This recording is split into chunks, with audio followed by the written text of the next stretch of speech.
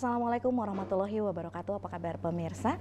Senang sekali dapat berjumpa dengan Anda. Bersama saya Ergi Virgiati akan memandu pemirsa dalam program Dialog. Adapun tema yang kita angkat dalam dialog kali ini ialah tingkatkan mutu SDM melalui pelatihan berbasis kompetensi.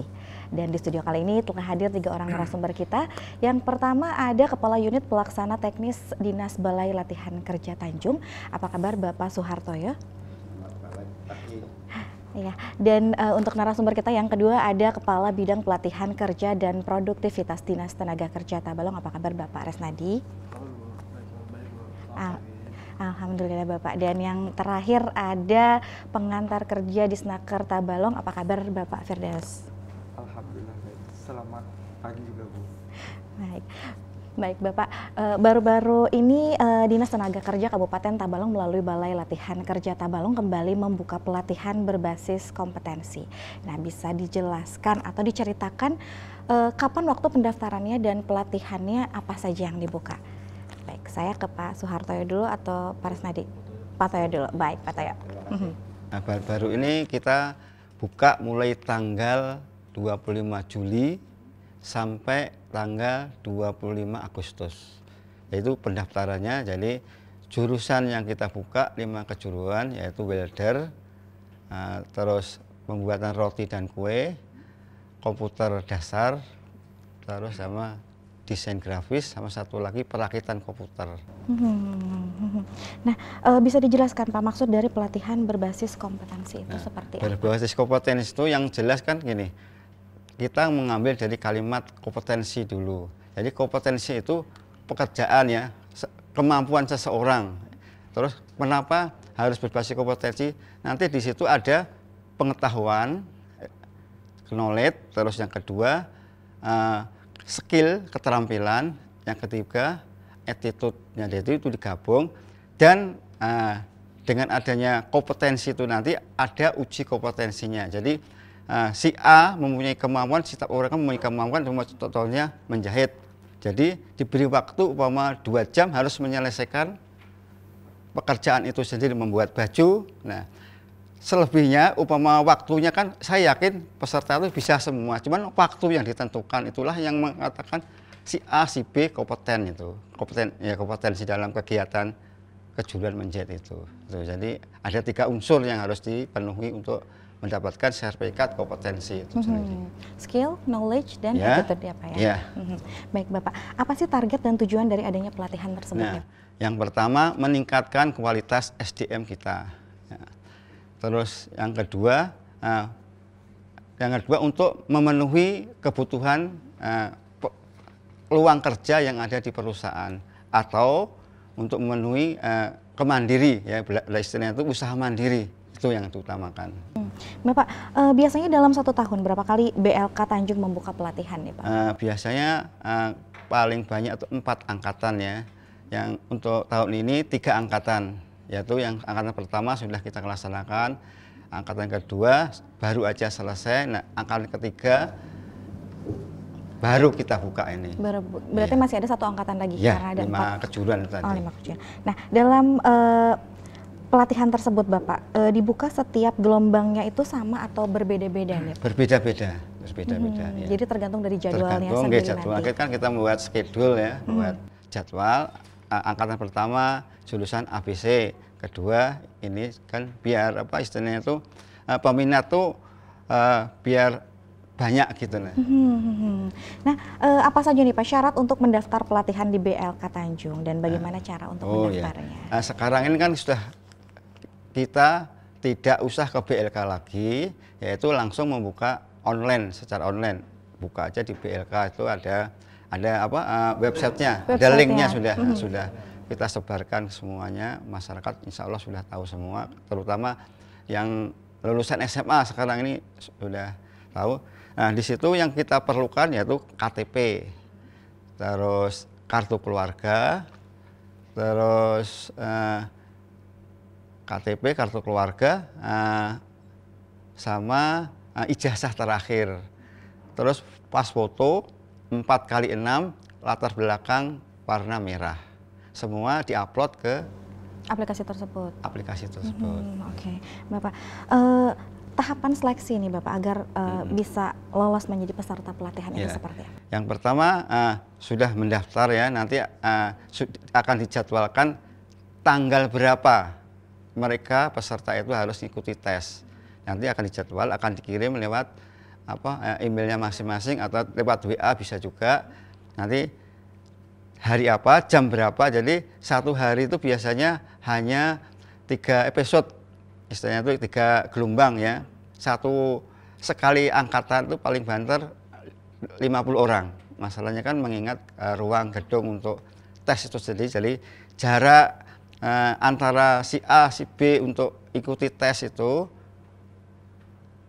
nggak bisa contek-contekan. Jadi bujur-bujur diharapkan ada kemandirian di situ. Itu pun tesnya itu juga pakai HP juga, sudah online juga. Nanti sudah ada linknya juga, nanti ada panitianya sendiri, nanti akan memberi pengarahan di situ, nanti buka ini begini, langsung bisa selesaikan dengan lewat HP aja. Mungkin kalau memang HP-nya error, bisa pakai, kita siapkan juga kertas manual untuk mengerjakan soal itu sendiri. Setelah itu lulus, lalu ada tahap berikutnya, tahap pertama tes tertulis, yang kedua baru tes wawancara. Apakah mengetahui si A, si B ini seriuskah atau hanya sekedar ikut-ikutan? Yang kalau ikut-ikutan itu sangat disayangkan. Masalahnya kan biasanya yang kayak itu tuh nggak begitu disiplin. Pengennya hanya namanya kalimatnya hanya ikut-ikutan kan. Jadi hasilnya juga nggak memuaskan. Nanti sudah selesai pun mau di OJT-kan, mereka baru seminggu sudah mengundurkan diri pulang. Nah, jadi nama kita dengan perusahaan yang kita atau kantor yang kita tempatkan itu akhirnya kita akan jelek. Jadi seperti itu anunya. Setelah melalui proses wawancara, ada tahapan selanjutnya Bapak? Ada, nanti kan habis wawancara kan nanti akan diumumkan lagi siapa-siapa yang lulus. Habis itu baru ditetapkan tanggal berapa mereka harus masuk untuk mengikuti pelatihan sesuai dengan kejuruannya masing-masing gitu. Baik Bapak, untuk waktunya nih Bapak, kira-kira berapa lama waktu pelatihan di BMK Tanjung? Waktunya itu tergantung kejuruan masing-masing. Yang paling pendek untuk yang ada di BLK membuat roti dan kue, itu paling sekitar 18 hari. Yang paling lama itu welder, itu las listrik itu 43 hari kerja. Jadi tergantung dari masing-masing programnya untuk lamanya ya Pak ya. Ya, Bapak dalam kurun waktu tersebut nih, pembelajaran apa saja yang diberikan kepada peserta? Yang pertama soft skill, materi umum ya, soft skill. Terus dari kejuruannya yang pasti ya. Dari kejuruan itu sendiri 30% teori, 70% praktek. Jadi kita banyak prakteknya daripada teorinya. Terus ada materi khusus dari perusahaan. Nah, jadi bahwa jurusan menjahit kita carikan apa yang kira-kira untuk mendukung kejuruan itu sendiri biar lebih produktif. Contohnya kayak menjahit belah baju, jadi belah sulam kan untuk menambah istilahnya itu kualitas hasil. Nggak bisa istilahnya belum laku bisa sambil menyulam sambil kan itu contohnya untuk istilahnya itu dari industri. Baik, ada yang ingin ditambahkan mungkin oleh Pak Resnadi? Ada sedikit Bu, terkait dengan Muti BLK secara tidak langsung juga mereka dibawahi oleh bidang kami, bidang pelatihan kerja dan produktivitas. Nah, jadi ada perbedaan sini Bu, kalau untuk di tempat kami itu dominannya ke pemagangan dalam negeri. Jadi pemagangan itu artinya orang-orang yang dilatih untuk calon pekerja. Beda dengan yang di BLK kan, mereka itu pelatihan, dilatih dulu, nanti dia baru mencari untuk lowkar di perusahaan, gitu. Ada bedanya gitu. Nah sekarang kalau pemagangan dalam negeri itu bisa dilaksanakan 5 bulan atau 3 bulan. Jadi untuk pemagangan itu kami beri uang saku, diberi APD, alat sanitasi dan lain-lain gitu. Jadi termasuk uang saku minim itu 1 juta sebulan Bu. Itu dananya dari kita. Jadi pemagangan ini ada 2 opsi Bu. Bisa dilaksanakan oleh Disnaker, kemudian kami rekrut ke perusahaan, dibiayai oleh Disnaker. Kemudian ada yang dibiayai oleh perusahaan, kami menyiapkan pesertanya gitu. Kemudian yang ketiga bisa kerjasama Bu, antara Desnaker dengan perusahaan. Nah, kemudian dari Desnaker itu mencarikan peserta, dari perusahaan itu menyiapkan semacam alat operator gitu misalnya kan, mekanik. Jadi kerjasama Bu, sama-sama pada membiayai gitu kan. Sama-sama memfasilitasi ya untuk membuka pekerjaan baru tentunya untuk warga Tambalong ya Bapak. Baik pemirsa, setelah ini kita akan melanjutkan obrolan kita lagi mengenai cara meningkatkan mutu SDM. Tunggu jawabannya setelah iklan berikut ini, tetap di program Dialog.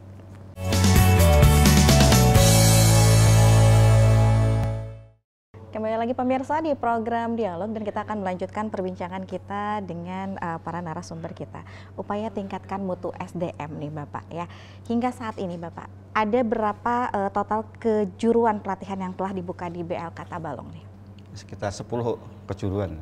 Ada 10 kejuruan. Ya, itu.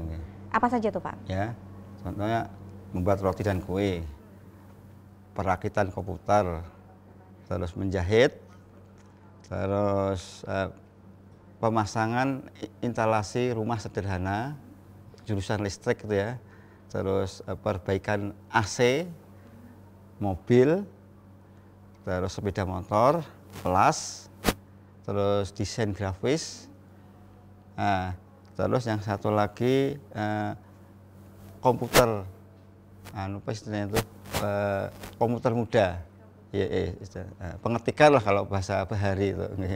Mengertikan program-program yang sederhana untuk membuat surat, membuat yang pokoknya membuat tukang juru ketik lah bahasanya bahari itu ya. Iya, tentang masalah komputer dasar-dasar. Iya, komputer dasar aja ini. Dari sekian banyak Pak pelatihan yang tadi disebutkan oleh Pak Toyo ini, mana pelatihan yang paling diminati oleh masyarakat?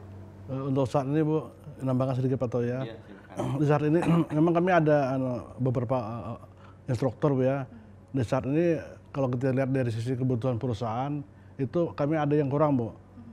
Rencana kami mau mengusulkan instruktur itu di bidang operator ya Pak ya. Nah karena kebetulan juga permintaan dari perusahaan itu dia banyak meminta lokor itu untuk operator yang itu alat berat. Nah kemudian Bu, mereka juga minta programmer yang memegang aplikasi gitu kan. Saat ini memang dibutuhkan oleh perusahaan. Jadi kebetulan kami belum ada, rencana kami mengusulkan ke kementerian Pak ya, mengusulkan ke kementerian untuk bisa mendapatkan instruktur di bidang programmer untuk yang memegang aplikasi, dan juga untuk bidang operator alat berat Bu, yang sangat dibutuhkan oleh masyarakat. Karena memang sesuai juga ya Pak ya dengan betul kebutuhan kita dan permintaan dari perusahaan. Selain itu Bapak, mungkin adakah satu kejuruan yang memang sangat diminati dan paling banyak peminatnya nih Pak? Ya di saat ini beberapa perusahaan itu meminta lokar juga kepada, tapi di bidang pedas juga ada gitu. Mereka minta mekanik dan operator. Itu yang sangat dominan buat saat ini. Masih tetap di atas ya untuk pertambangan itu ya. Kebutuhannya memang skill banyak itu yang dibutuhkan. Baik, selain mendapatkan ilmu dari pelatihan yang diikuti oleh para masyarakat, apalagi yang dapat peserta dapatkan setelah selesai masa pelatihan tersebut nih Pak? Jadi begini Bu. Dari perusahaan itu meminta ya, memohon kepada membuka lokor ke perusahaan untuk minta rekrut peserta. Nah, jadi kami sementara ini kan tidak ada mempunyai alat. Nah, kami mencoba diskusi dengan perusahaan. Alhamdulillah setelah pertemuan forum HRD tadi ada PT BIMO juga yang siap membantu untuk mengadakan peralatan. Jadi bekerja sama dengan kami untuk merekrut pesertanya, kemudian untuk alatnya dibantu oleh PT BIMO. Biar kerjasamanya bisa jalan gitu Bu. Rencana ke depannya juga ada kita ke Samarinda Pak ya, untuk mengirim orang-orang kita Tambalong yang khususnya dari BLK dikirim ke Samarinda untuk dilatih untuk operator alat berat Bu. Karena itu kebutuhan itu memang sangat dibutuhkan oleh perusahaan. Baik Pak Deus, ada yang ingin ditambahkan mungkin? Siap, terima kasih atas waktu dan kesempatannya Bu. Jadi terkait dengan penempatan tenaga kerja Bu. Jadi kebutuhan perusahaan akan orang yang punya kompetensi terkait dengan orang yang mempunyai bakat, minat, dan kemampuan. Nah, hal ini untuk di BLK mungkin sedikit agak miss nih Bu, dengan kebutuhan pasar kerja.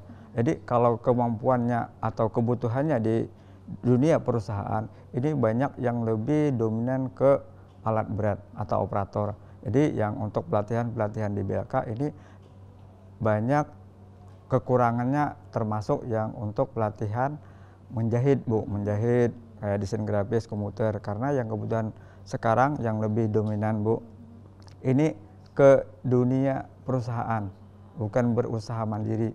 Karena bakat minatnya mereka itu mungkin dari lingkungannya Bu, melihat keluarganya atau tetangganya baju yang punya Scotland. Jadi mereka ini bersemangat sekali untuk bisa bekerja di dunia tambang. Di dunia tambang ya, karena memang secara tidak langsung juga Tanjung ini banyak sekali tambangnya. Tapi tidak menutup kemungkinan Bapak untuk pelatihan menjahit atau membuat roti juga membuka peluang untuk berusaha sendiri ya Pak ya, bisa ya Bapak Khususnya ya? di desa-desa Bu. Dari desa-desa itu banyak yang berminat untuk menjahit, karena kan mereka pengen mandiri gitu kan. Nah, jadi mohon izin Bu, jadi terkait dengan pelatihan yang diadakan oleh dinas ini ada dua Bu. Jadi pelatihan yang berbasis kompetensi ini yang diadakan oleh BLK Tanjung. Ini lebih fokus ke dunia perusahaan atau dunia industri. Nah, yang kedua pelatihan itu yang diadakan oleh dinas di bidang penempatan dan perluasan kesempatan kerja. Ini yang berbasis masyarakat Bu. Ini yang mengakomodir terkait dengan angka pengangguran atau orang yang menganggur atau setengah penganggur. Yang mereka ini tereliminasi, tidak bisa masuk ke dunia kerja. Nah, jadi hal-hal yang membuat mereka tidak bisa bekerja itu kita bekali Bu dengan ilmu pengetahuan, keterampilan dan juga pengetahuan. Jadi agar mereka itu bisa berusaha atau berwirausaha mandiri. Dalam artian mereka ini dalam hal untuk mensejahterakan diri atau keluarganya bisa tidak tergantung dengan orang lain. Nah, jadi pelatihan-pelatihan yang kami adakan ini mungkin serupa tapi tak sama Bu dengan BLK Tanjung. Ya, kalau BLK ini lebih fokusnya ke dunia perusahaan atau dunia industri, kalau kita lebih bermandiri Bu. Nah, jadi mereka ini diberikan kayak semacam semangat untuk berwirausaha. Iya. Jadi kalau untuk di tempat kami itu lebih fokus ke masyarakat yang penganggur atau setengah penganggur. Jadi kayak contoh ibu-ibu rumah tangga. Nah, itu yang terkadang kendalanya kan mungkin kalau mereka bekerja di tambang pasti tidak bisa masuk karena kualifikasinya tidak sesuai dengan yang diharapkan oleh perusahaan. Gitu Bu. Baik, untuk magangnya sendiri nih Bapak, tadi Bapak bercerita tentang OJT. Betul ya Pak ya? Oke, on job training. Nah, itu sendiri ditentukan oleh pesertanya yang mencari atau memang sudah ditentukan dari Disnaker atau dari BL? Nah, ini Bapak ya, untuk UJT itu peserta kita beri kebebasan untuk mencari tempat sendiri. Beda dengan magang ya. Istilahnya itu harus dibedakan, magang itu ada aturan. Permen adanya, ada Permen permennya. nomor 6 tahun 2020. Ya, itu ada permennya. Terus kalau OJT itu kita hanya istilahnya itu titip peserta untuk dididik lagi di sana. Kalau magang kan arahnya sudah kuat untuk kerja. Kalau OJT itu arahnya hanya pelatihan di tempat kerja itu sendiri. Jadi agak beda. Jadi kita beri kebebasan, mereka memilih mungkin kalau ada perusahaan di dekat rumahnya ikut aja di situ. Itu lebih bagus daripada memakan biaya. Masalahnya kan biaya untuk OJT itu sendiri peserta nggak diberi apa-apa.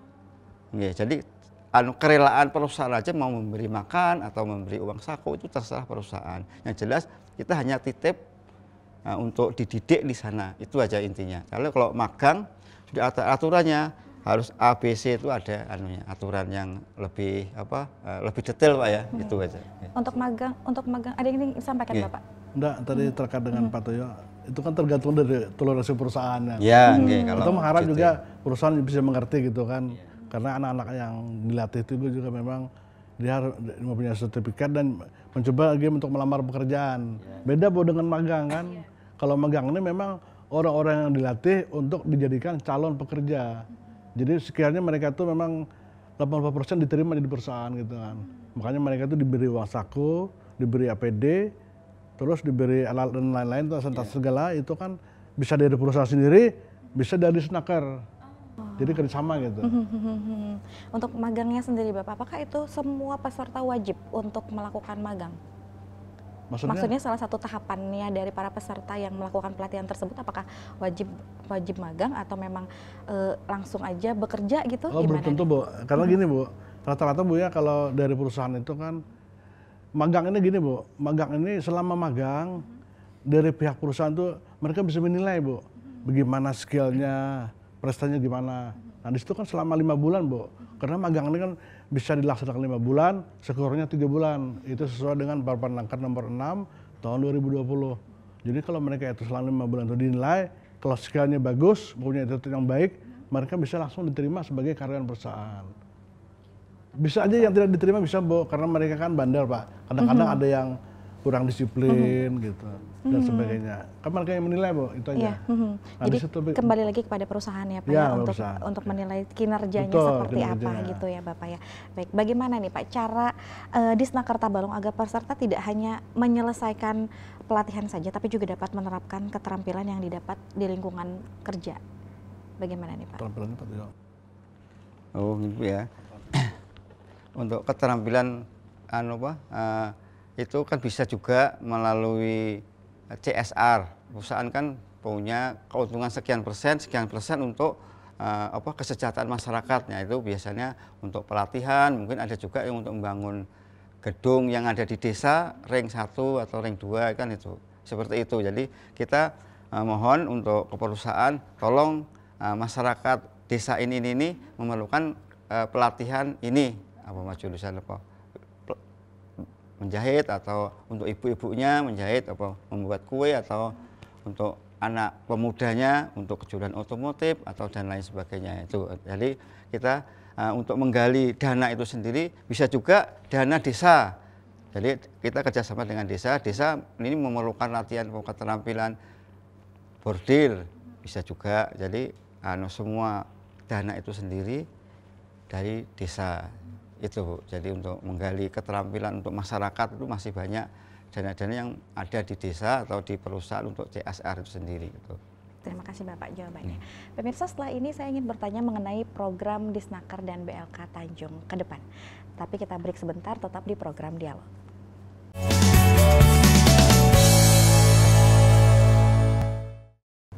Terima kasih pemirsa, Anda masih setia bersama kami di program Dialog dan kita akan melanjutkan perbincangan kita.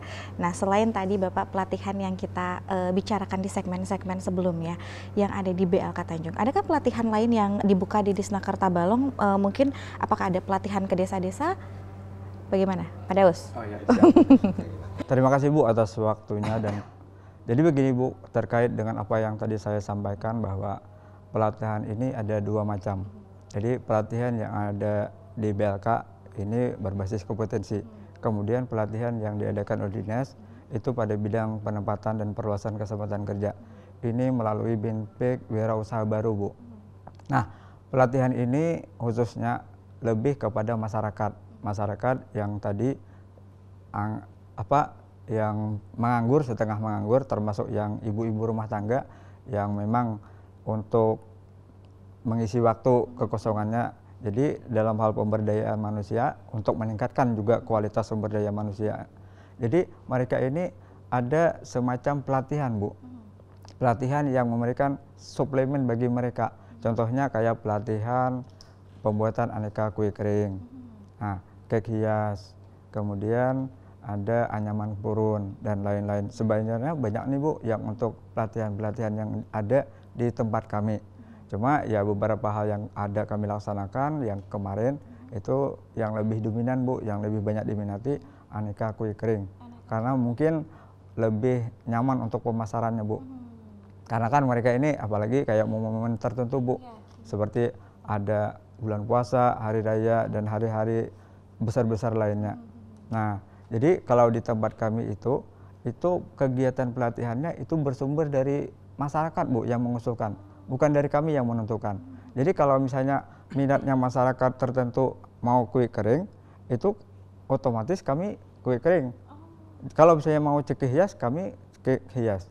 Jadi bukan kami yang menentukan untuk pelatihan itu. Karena dari masyarakat itu kan mungkin terkait dengan potensi bahan sumber daya alamnya dan lain-lain. Atau pemasarannya. Kalau contoh misalnya di Pasar Tanjung, mungkin lebih dominan ke aneka kue kering atau kue basah. Jadi lebih strategis untuk pasarnya atau tempat lokasinya. Karena kan daya minat orang itu tergantung dengan lokasinya Bu.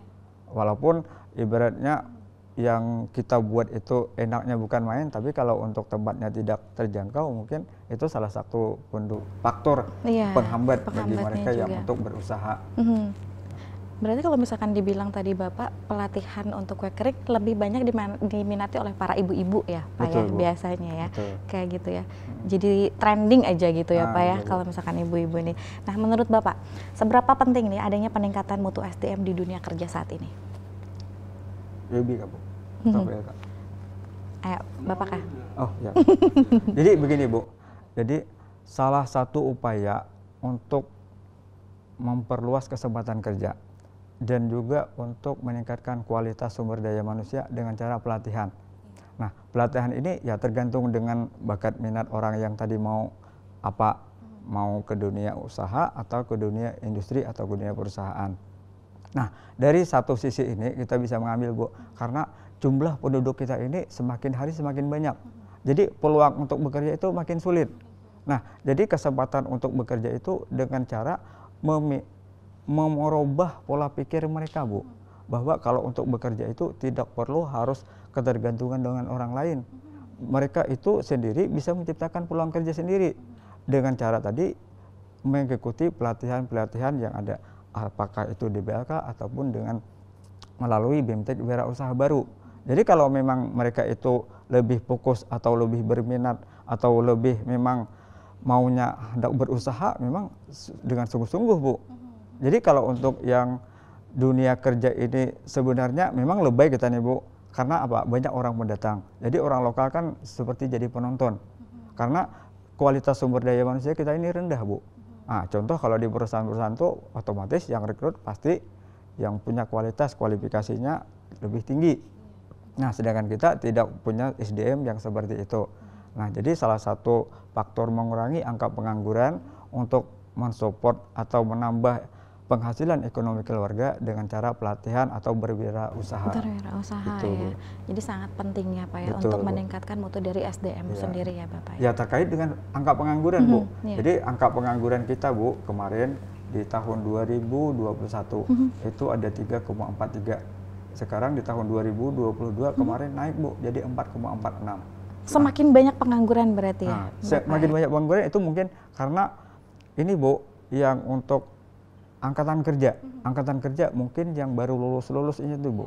Nah jadi jumlah dari lulusan dari SMK ataupun SLTA sederajat itu yang lebih mendorong angka kenaikan untuk yang TPT-nya itu.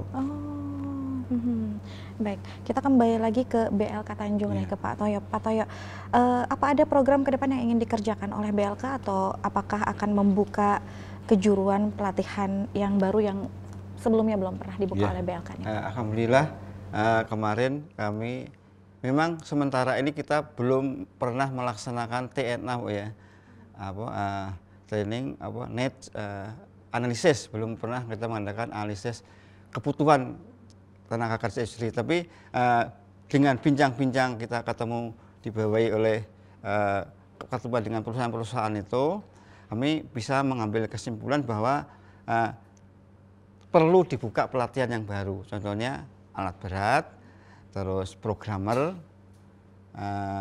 sama mobil diesel.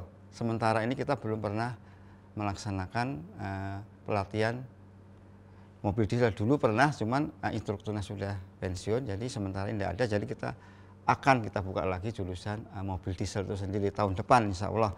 Untuk alat berat kita bisa kerjasama sementara ini, kita ikutkan juga instruktur yang ada, ikutkan pelatihan di kerjasama itu sendiri, biar selesai pelatihan bisa mentransfer ilmunya ke masyarakat Tabalong. Jadi kita kedepannya sudah ada kerjasama lagi, kita sudah membuka sendiri, tinggal peralatannya mudah-mudahan pemerintah Kabupaten Tabalong dengan Dewan, dengan perusahaan bisa kerjasama, bisa membeli alat untuk alat berat itu sendiri. Supaya lebih memudahkan ya Pak ya kedepannya. Baik, pertanyaan terakhir saya lempar ke Pak Rasnadi. Baik Bapak, harapan Bapak terkait dengan mutu SDM Tabalong di dunia kerja seperti apa nih Pak? Ya, Alhamdulillah Bu, kami mengharapkan semua putra-putri di Tabalong itu mendapat lapangan pekerjaan yang lebih layak gitu ya. Makanya kami sengaja untuk terutama di UTBLK juga kami membuka secara link terbuka gitu Bu ya. Artinya untuk kesempatan baik lah untuk putra-putri Tabalong untuk bisa mengikuti pelatihan yang berbagai macam jurusan ya. Sehingga itu juga kami harapkan dapat bisa bekerja di beberapa perusahaan gitu. Untuk sementara ini kan untuk di pemerintahan kan agak sulit gitu kan karena dibatasi dengan aturan yang ada gitu.